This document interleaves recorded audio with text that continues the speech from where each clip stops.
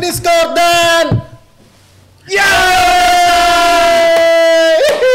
akhirnya mengamankan lagi 3 poin di kandang lewat gol dari Ole Romeni. Lagi-lagi Ole. Oke. Sebelum kita bahas semuanya, kita bahas statistik dulu deh. Oke. Biar seru ini karena aku nanti juga menyentil para netizen. Jadi di overallnya ya, di overall match ini kita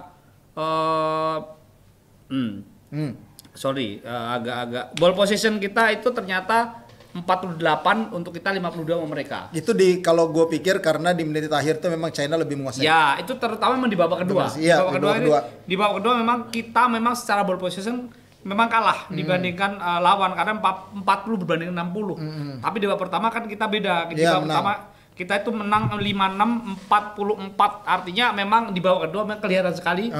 Terutama 15 menit terakhir lah ya kita memang digempur terus gitu. Dan itu wajar lah di pertandingan. Tapi akhirnya kita bisa mengamankan keadaan ya.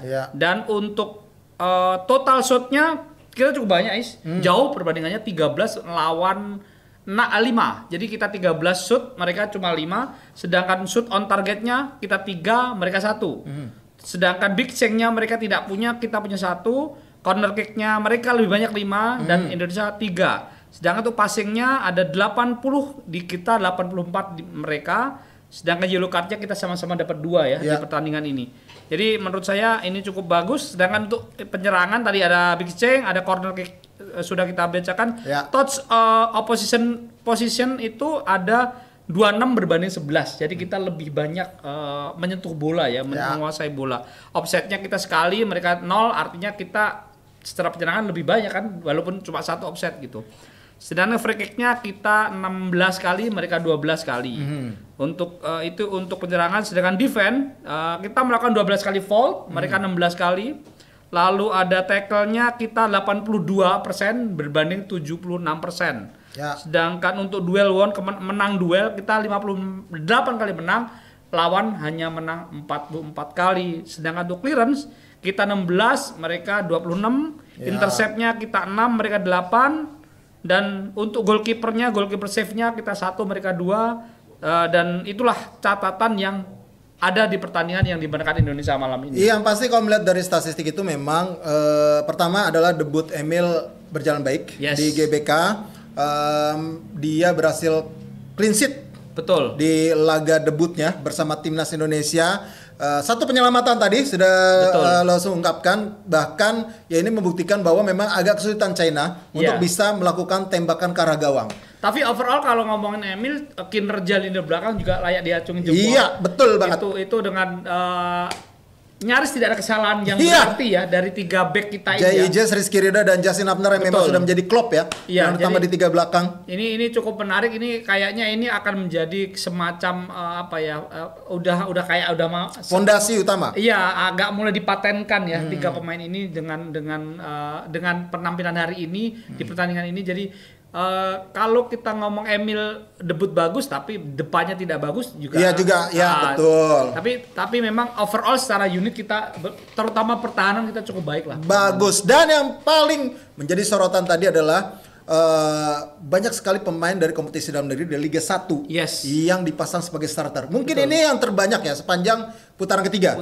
Ya gue lupa kalau yang di sebelum-sebelumnya, tapi ini yang terbanyak di putaran ketiga. 4 pemain dari Liga 1 sebagai starter. Betul. Ricky Kambuaya, kemudian Egy Maulana Fikri, Yakob Sayuri, satu lagi Rizky Ridho. Mereka mampu membuktikan menjadi memberikan jawaban dengan performa yang baik. Sepakat. Terutama tadi Ricky Kambuaya Egy Maulana, bagaimana begitu klopnya permainan 1-2-nya tadi kombinasi dengan Ole Romeni juga sangat luar biasa. Terlihat sekali chemistry-nya sudah padu. Kemudian Yakob Sayuri beberapa kali pergerakannya bahkan nyaris bisa mendapatkan peluang untuk mencetak gol. Begitu juga Egy ya tadi ya. Iya, secara apa yang dikatakan JJ sebelum pertandingan ketika dia baru datang ke Jakarta dari Bali, mengatakan bahwa chemistry tim cukup terbentuk dengan baik, dan dia mengatakan bukan kualitas dari keunggulan tim ini, tapi kekompakan yang menjadi dan ini jawaban menurut saya apa yang dikatakan oleh JJ, jawaban atas kadang-kadang mungkin keraguan kita ya. Ternyata memang dengan berkumpul lebih lama dan berkumpul lebih lama untuk pelatih baru tentunya ya. Setelah di beberapa bulannya lalu kita berkumpul tidak terlalu lama walaupun juga menang lawan Bahrain. Tapi di sini kelihatan sekali memang berbeda ya dalam kompakan tim, termasuk ketika keberanian seorang ini bukan keberanian tapi kedetilan seorang Patrick Kluivert dan tentunya dengan staf kepelatihannya adalah ketika memaksimalkan pemain seperti Jakob.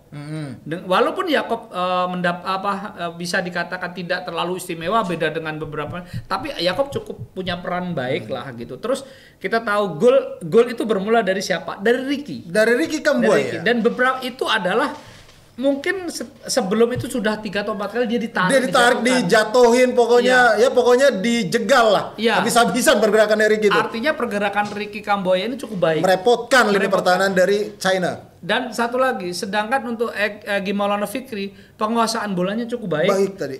Sulit sekali lawan mengambil bola dia. Dia menguasai bola dengan baik dan memberikan beberapa kali umpan pada Ole walaupun memang belum menghasilkan gol ya secara permainan, tetapi ini menurut saya sebuah kedetilan, sebuah pengamatan yang baik dari pelatih bahwa ini pemain ini layak dimainkan. Termasuk ketika memainkan Beckham Putra. Nah, ini yang menarik, masukkan Beckham Putra Nugraha menjalani debut dia akhirnya bersama timnas senior. Betul. Dan ini benar-benar tadi juga Beckham menunjukkan ya bahwa dia tidak ada demam panggung. Betul. Tadi juga dia langsung beberapa kali mampu liak-liuk ya nyaris memberikan assist kepada Kevin Dix tadi.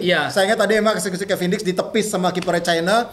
Yang pasti memang Beckham memberikan impresi yang bagus dalam debut dia bersama timnas Indonesia. Tapi gue lihat dari Beckham itu melihat dari antusiasme ya.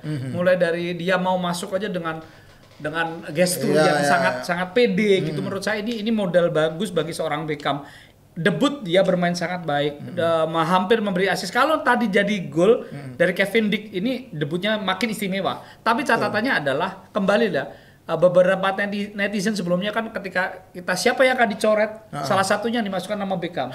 Hey, Patrick Kluivert lebih pintar dari kalian netizen. Nah, jadi tidak usah berasumsi apapun, yang penting siapapun yang dipilih pasti itu yang terbaik. Contohnya di hari ini ketika memainkan Ricky Kambuaya, memainkan Jakob, memainkan Egy, ataupun memainkan Ole, ataupun memainkan J di belakang. Kita lihat dan kita tahu bahwa tim ini sudah berkumpul lebih lama. Betul. Dan tim ini sudah pernah bermain ketika lawan Australia, lawan Bahrain, dan sekarang lawan Cina. Artinya kemenangan ini bukan sebuah kemenangan milik Ole yang cetak gol atau milik Ricky Kambuaya yang bermain baik, tapi ini sebuah unit kemenangan dari persiapan yang sangat matang, chemistry yang baik yang dibangun, dan kita tunggu ke depan kita masih punya peluang untuk terus melaju walaupun memang masih ada putaran keempat. Iya, putaran keempat. Dan pasti memang kans besar kita adalah putaran keempat. China sudah tertutup pasti peluangnya. Betul. Dengan kekalahan ini makanya mereka tadi sedih banget, terpuruk setelah peluit akhir pertandingan karena mereka sudah pasti tidak bisa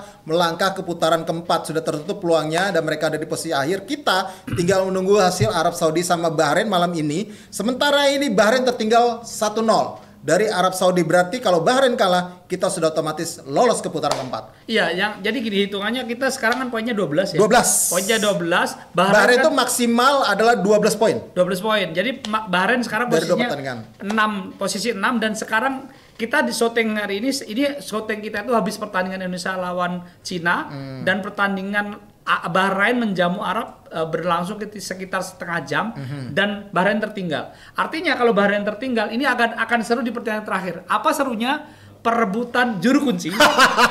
Jadi Bahrain lawan Cina ini akan berebut juru kunci di pertandingan terakhir sama perebutan runner up. Karena kemenangan Arab Saudi membuat mereka membuka peluang bisa menjadi runner up menggeser Australia. Dan mereka bertemu isi pertandingan terakhir. Betul. Ini menarik sekali. Sedangkan Indonesia lawan Jepang, ya ini mungkin fun football lah. Tapi bisalah kita berjuang untuk memaksimalkan peluang yang ada. Karena kalau kita dapat poin di kandang Jepang, secara ranking FIFA pun kita akan naik lumayan pesat. Karena koefisiennya pasti akan sangat tinggi sekali. Iya. Saya nggak berharap Indonesia bisa menang karena memang tidak mudah melawan Jepang. Seri aja. Seri gitu loh. Dan ini bisa mengangkat satu.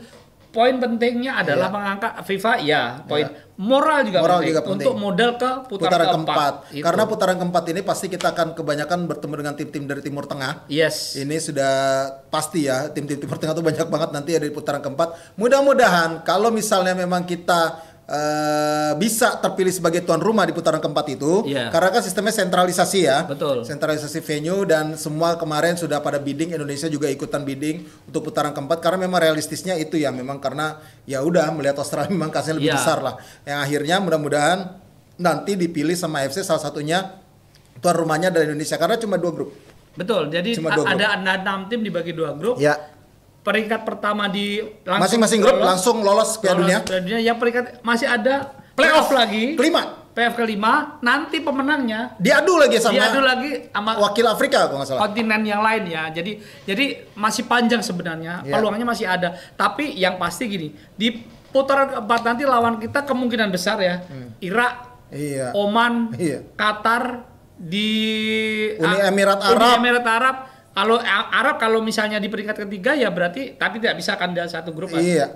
Tapi yang pasti hampir semua itu tim Jazirah Arab. Gitu. Makanya ini memang nggak mudah juga, tapi optimisme itu masih ada karena kita punya track record yang bagus lawan tim-tim Arab. Iya. Ya walaupun juga punya track record yang nggak bagus juga. Pernah ada sejarahnya, tapi sekarang trennya lagi positif ketika ketemu tim-tim Arab setelah kita kalah sama Irak memang 2 kali, tapi yang pasti memang sekarang optimisme itu makin tinggi, mudah-mudahan ini menjadi modal yang bagus untuk kita nanti bisa ya semoga aja lolos ke Piala Dunia 2026. Iya, berharapnya sih sebenarnya Irak langsung lolos ya.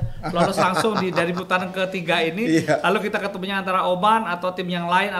Tapi memang kalau kita ngomongin di putaran keempat nanti, kalau kita ketemu tim Arab, sebenarnya kita sudah di putaran ketiga sudah dalam tanda kutip sudah berlatih ya. Kita bertemu Bahrain sekali seri sekali menang. Kita juga bertemu Arab Saudi di kandang kita sempat mengejutkan unggul dulu dan di kandang kita juga menang. Artinya kita sebenarnya punya pengalaman yang baik untuk saat ini ya. Kita nggak usah ngomong yang masa lalu kita.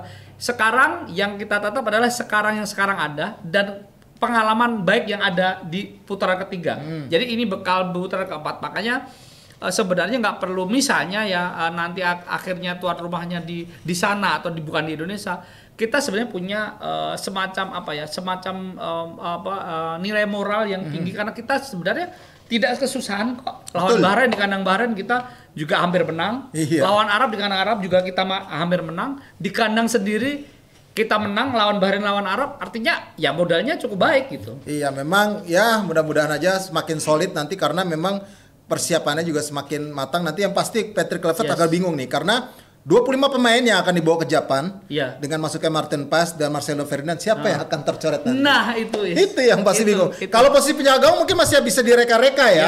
Kemungkinan besar kalau lihat dari ininya ya kayaknya Nadeo sih. Kayaknya ya kalau gue prediksi ya. Nah Marcelino ini bakal siapa? Beckham bagus main bagus. Stefano Lillipali tadi main sebentar juga lumayan. Terus Egy bagus. Rafael Strijk aja nih. Ini Rafael Strijk nih. Dari semua penyerang yang dipanggil itu di pertandingan lawan Cina ini semua masuk DSP. Iya, masuk DSP. Kecuali Rafael Strijk yang nggak main ya. Iya, nggak main. Tapi semuanya masuk DSP. Iya. Nah, jadi ini menarik nanti siapa yang akan jadi korban. Karena yang dimainin kan Beckham, Egy, Vano, iya. Iya kan? Iya. Beckham, Egy, Vano. Iya. Ya, sementara Dan James pun nggak main. Padahal bisa di sayap kiri. Betul. Terus ya Rafael Strijk. Iya. Nah, ini. Dan yang pasti kan mencoret satu pemain kan? Satu pemain, satu kiper. Kalau kiper oke lah. Mungkin PES akan ya 2 di antara Nando atau Nadio akan jadi tidak diberangkat gitu mungkin ya. Tapi kayaknya berangkat semua sih. Iya, maksudnya tidak masuk DSP. Iya, tidak masuk DSP. Tapi dari pemain yang ini siapa nih yang akan jadi dalam tutup korbannya Marcelino? Kalau gua prediksinya kayaknya Rafael Strijk dah. Iya. Rafael Strijk nih kemungkinan besar akan tergusur nih. Karena kalau lihat tadi Ramadan Sananta juga dimainkan. Oh iya, Ramadan sudah dimainin. Dan walaupun bermain sekedar 5 atau 6 menit ya, tapi Ramadan juga cukup baik di beberapa. Tadi dia nutup dan Beckham bisa memberikan passing gitu. Jadi bermain cukup lumayan lah walaupun memang tidak terlalu lama gitu. Jadi ini ancamannya di situ. Jadi akan kaget ketika di DSP sekarang kan Sen Patriman nggak dimainkan. Iya. Nggak dimasukkan. Udah pasti lawan Jepang udah nggak ikut. Si lawan Jordi juga ya. Artinya ini siapa yang jadi korban Marcelino nih? Kenapa? Nah, ini yang menarik kita tunggu. Jadi prediksi kalian siapa? Nah, ini silakan disampaikan di kolom komentar. Dan mungkin sampai sini dulu untuk pembahasan Discord kali ini. Selamat sekali lagi, selamat Idul Adha buat teman-teman scorer yang merayakan. Betul. Mohon maaf lahir dan batin. Jangan lupa untuk follow sosial media Skor Indonesia, baik itu di X, kemudian di Instagram, Facebook, dan juga TikTok. Terus subscribe channel YouTube-nya Skor Indonesia. Dan kita masih ada di Noise, dan yang pasti di skor.id ada beberapa berita yang menarik di pekan-pekan ini. Ada pertandingan internasional di negara tetangga. Timnas Malaysia, Timnas Thailand, Singapura, dan juga ada Indonesia Open. Yang pasti ada daging semua di skor.id. Oke, dan demikian gue Resatnan. SRS tuh. Sampai jumpa lagi.